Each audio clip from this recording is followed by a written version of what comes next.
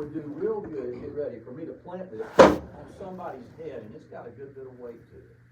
So somebody will take possession of the flashlight that does not work, and be right there close to that house.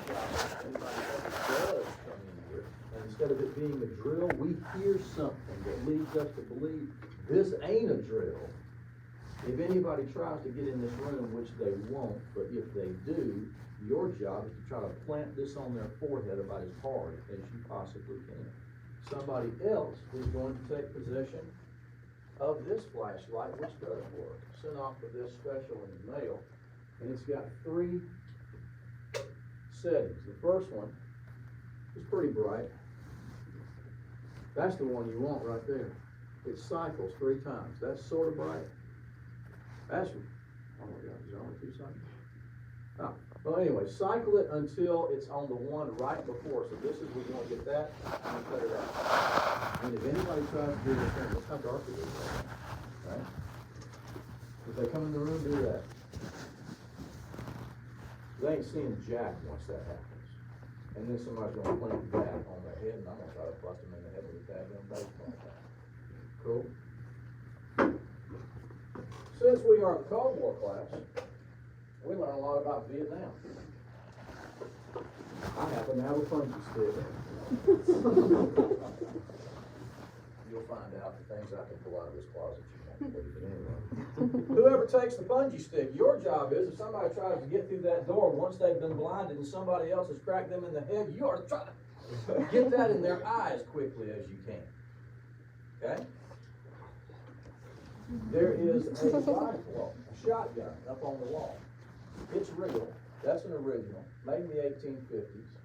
It is no longer fireable. It's got a broken hammer spring, but it's iron, well, steel, and oak. It's heavy, and it's thick, and if we ever hear anything that sounds like this ain't a drill, somebody is going to climb up there and grab that, turn it around. It ain't to shoot it, it's to do one of these right here. Yeah? You want that one, Pelosi? Hello, son? No, I just had a question. Okay. So you said you got it today. I figured it would be how heavy? It's probably 12 pounds, something like that. It's not terrible. But if you try to clamp the end of that stock on somebody's head, its shape and its girth, we'll probably crack a skull or split a skull or something. Right. Okay, now, this here filing cabinet is oak. Had this with me since I started teaching in 1989-90. Think about that for a minute. I've cleaned it out over the last 34 years. I've cleaned it out maybe twice. Uriah, is there a bunch of crap in there? Yes, sir. Yes, there is. It has been waxed to this floor I don't know how many times. But like I say, if we hear that sound that lets us know that this is not a drill, me and a couple of y'all are going to grab this. We're going to move this. We don't care what happens. If we have to throw it, I don't give a damn. If it gets broke, I don't care. We're going to get it off the top. We're going to grab this thing, and we're going to do this until it comes loose. We're going to move this out of the way, and this is going in front of the door. That's the first thing that happens if we hear a sound. Y'all know what kind of sounds I'm talking about, right? This goes in front of the door. Because I guarantee you, I don't know what it's carrying. I don't know what caliber it is. But that's going to be a locked door. That's going to be in front of it. And I guarantee you, it might be 20 millimeters. Whatever it is, it ain't coming through that.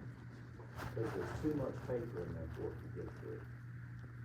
And we're going to sit over here fat, dumb, and happy and smile and say, ha, ha, ha. You better find another room, because if you come in here, we're fixing to F you up. We are not victims in this room. Cool? Cool. Yeah. Feel sorry for any administrators if I was coming to